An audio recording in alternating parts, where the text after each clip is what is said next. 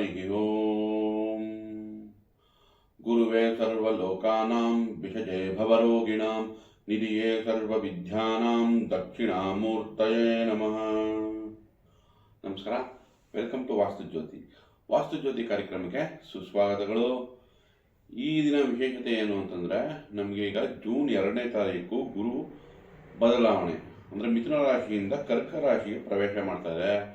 ಕರ್ಕ ರಾಶಿ ಉಚ್ಚ ಸ್ಥಾನ ಅಂದರೆ ಗುರುಗೆ ಒಂದು ಅತಿಯಾದ ಬಲ ಸಿಗುವಂಥ ಪರಿಸರ ಯಾವುದು? ಕರ್ಕಾಟಕ ರಾಶಿ. ಕರ್ಕಾಟಕ ರಾಶಿ ಯಾವ ಥರ ಅಂತಂದರೆ, ಒಂದು ಜಲತತ್ವ. ನದಿ ಹರಿತಾ ಇರೋ ತಿಳಿ ನೀರು ಏನಿರುತ್ತೋ, ಶುದ್ಧ ನೀರು, ಆ ಪರಿಸರದಲ್ಲಿ ಯಾವಾಗ ಗುರುಗಳು ಹೋಗಿ ಕೂತ್ಕೋತಾರೋ ಅವ್ರಿಗೊಂದು ನೆಮ್ಮದಿ, ಅವರ ಏನು ಕೆಲಸ ಕಾರ್ಯಗಳಿರುತ್ತೋ, ಅಂದರೆ ಅವ್ರು ಏನು ಜನಗಳಿಗೆ ಕೊಡಬೇಕಾದಂಥ ಪರಿಸ್ಥಿತಿ ಇರುತ್ತೋ ಅದು ಅವರಿಗೆ ಬಲದಿಂದ ಕೊಡ್ತಾರೆ. ನೋಡಿ, ಗುರು ಈಗ ಅವರಿಗೆ ಬೇಕಾದಂಥ ಪರಿಸರಕ್ಕೆ ಹೋಗ್ತಾ ಇದ್ದಾರೆ. ಅಂದರೆ ಕರ್ಕಾಟಕ ರಾಶಿ ಹೆಂಗೆ ಅಂದರೆ, ಶುದ್ಧ ಹರಿಯುವ ನೀರಿದ್ದಂಗೆ. ಜಲತತ್ವ, ನದಿ ಶುದ್ಧವಾಗಿರುತ್ತೆ. ಅಲ್ಲಿ ಯಾವ ಗುರುಗಳು ಕೂತ್ಕೋತಾರೆ ಹೋಗಿ, ಆಗ ಅವ್ರಿಗೆ ಮನಸ್ಸು ಉಲ್ಲಾಸವಾಗಿರುತ್ತೆ. ಆಗ ನಮ್ಮಂಥ ಭಕ್ತಾದಿಗಳು ಕೇಳಿದ್ದೆಲ್ಲ ಸಿಗೋಕ್ಕೆ ಚಾನ್ಸ್ ಜಾಸ್ತಿ ಆಗುತ್ತೆ. ಸೊ ಹಾಗಾಗಿ ಅಲ್ಲಿ ಉಚ್ಚ ಸ್ಥಾನ ಅಂತ ಕರೀತಾರೆ. ಯಾಕೆ, ಈಗ ನೋಡಿ, ಎಲ್ಲ ದೇವಸ್ಥಾನಗಳಾಗ್ಬೋದು ಅಥವಾ ಋಷಿಮುನಿಗಳಾಗ್ಬೋದು ನದಿ ತೀರದಲ್ಲೇ ಅವ್ರದ್ದು ಸಮಯ ಜಾಸ್ತಿ ಕಳೀತಾ ಇದ್ರು. ಹಾಗಾಗಿ ಈ ಕರ್ಕಾಟಕ ರಾಶಿ ಅವರಿಗೆ, ಗುರುಗಳಿಗೆ ಒಂದು ನೆಮ್ಮದಿಯ ವಾತಾವರಣ, ಅವರು ಸಾಧನೆ ಮಾಡೋಕ್ಕಾಗಲಿ ಅಥವಾ ಅವರಿಂದ ಆಶೀರ್ವಾದ ಪಡೆಯೋಕ್ಕೆ ಕೂಡ ನಮಗೆ ಒಂದು ಸದಾ ಅವಕಾಶ ಇದು. ಅದರಲ್ಲೂ ನೋಡಿ, ನಮಗೆ ಕರ್ಕ ರಾಶಿ, ಆಮೇಲೆ ವೃಶ್ಚಿಕ ರಾಶಿ, ಮೀನ ರಾಶಿ ಜಲತತ್ವ ಆಗುತ್ತೆ. ಹಾಗಾಗಿ ಜಲತತ್ವದಲ್ಲೇ ಕನೆಕ್ಟ್ ಆಗಿರೋದ್ರಿಂದ ಅನ್ನೊಂದು ವಿಶೇಷತೆ ಏನು ಅಂದರೆ, ಮೀನ ರಾಶಿಯಲ್ಲಿ ಶನಿ ಕೂಡ ಸಂಚಾರ ಮಾಡ್ತಾ ಇದೆ. ಸೊ ನಮ್ಗೆ ಇಲ್ಲಿ ಗುರು ಭಾಗ್ಯ ಅಂದರೆ 9ನೇ ಮನೆ ದೃಷ್ಟಿ ಶನಿ ಮೇಲೆ ಬೀಳ್ತಾ ಇದೆ. ಶನಿಯಿಂದ ಪಂಚಮದಲ್ಲಿ ಗುರು ಇದೆ. ಹಾಗಾಗಿ ಇಲ್ಲೇನಾಗ್ತಿದೆ, ಧರ್ಮ ಕರ್ಮಾಧಿಪತಿ ಯೋಗ ಕ್ರಿಯೇಟ್ ಆಗ್ತಾ ಇದೆ. ಸೊ ಇದ್ರ ಬೆನಿಫಿಟ್ಟು ಈ 3 ರಾಶಿಯವ್ರಿಗೆ ಖಂಡಿತ ಸಿಗುತ್ತೆ. ಈಗ ಮೀನರಾಶಿಯವ್ರಿಗಾಗ್ಬೋದು, ಕರ್ಕ ರಾಶಿ ಆಗ್ಬೋದು, ವೃಶ್ಚಿಕ ರಾಶಿಯವರಿಗೆ ಈ ಜೂನ್ 1ರಿಂದ ಅಥವಾ 2ರಿಂದ ಇವರಿಗೆ ಈ ಬೆನಿಫಿಟ್ಸ್ ಅಂದರೆ ಇದರಿಂದ ಲಾಭನ ಅವರು ಖಂಡಿತ ಪಡ್ಕೋಬೋದು. ನಾವಿವಾಗ ಡೀಟೇಲ್ ಆಗಿ ನೋಡೋಣ. ಈಗ ನಕ್ಷತ್ರಗಳು, ಯಾವ್ಯಾವ ನಕ್ಷತ್ರದಲ್ಲಿ ಈಗ ಸಂಚಾರ ಮಾಡುತ್ತೆ ಗುರು, ಅದರಲ್ಲೂ ಪ್ರಮುಖವಾಗಿ ನೋಡಿ 5 ತಿಂಗಳು ತಗೋಣ. ಮೊದಲನೇ 5 ತಿಂಗಳು, ಯಾಕಂದರೆ ನಮಗೆ ಅಕ್ಟೋಬರ್ 31 ಆದಮೇಲೆ ಅದು ಸಿಂಹರಾಶಿ ವಕ್ರೀಯವಾಗಿ ಸಂಚಾರ ಮಾಡುತ್ತೆ. ಅದಕ್ಕೋಸ್ಕರ ನಾವು ಅಕ್ಟೋಬರ್ 31ನೇ ತಾರೀಕು ತನಕ ನಾವು ಇದನ್ನು ಗುರು ಸಂಚಾರನ ತಗೋಣ. ಈಗ ನಮಗೆ ಯಾವ್ಯಾವ ರಾಶಿಗೆ ಏನೇನು ಫಲ ಕೊಡುತ್ತೆ ಅಂತ ತಿಳ್ಕೊಳ್ಳೋಣ.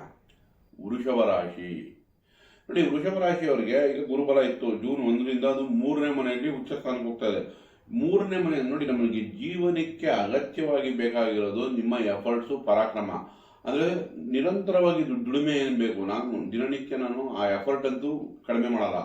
ಅಂದರೆ ನಾನು ಸೋಲಪ್ಪಲ್ಲ. ಅಂದರೆ ನಾನು ಪ್ರಯತ್ನ ನಿಲ್ಲಿಸಲ್ಲ, ಪ್ರಯತ್ನಗಳಲ್ಲಿ ಎಫರ್ಟ್ ಆಗ್ತಾ ಇರ್ತೀನಿ ಅನ್ನೋ ಬಲಭಾವನೆ ಕೊಡೋದೇ ಪರಾಕ್ರಮ ಭಾವ. 3ನೇ ಮನೆಗೆ ಯಾವ ಉಚ್ಚವಾಗಿ ಸ್ಥಿತಿಯಲ್ಲಿ ಗುರು ಹೋಗುತ್ತೋ ಖಂಡಿತ ನಿಮ್ಮ ಪ್ರಯತ್ನಗಳಲ್ಲಿ ಲಾಭ ಬರುತ್ತೆ. 11ನೇ ಮನೆ ಶನಿ ಮೇಲೆ ದೃಷ್ಟಿ ಬೀಳ್ತಿದೆ. ಸೊ ಧರ್ಮಾಧಿಪತಿ ಶನಿ, ಕರ್ಮಾಧಿಪತಿ ಶನಿ. ಈಗ ಧರ್ಮಕ್ಕೆ ಅಧಿಪತಿ ಗುರು ಆದರೆ ಕರ್ಮಕ್ಕೆ ಶನಿ ಆಗುತ್ತೆ.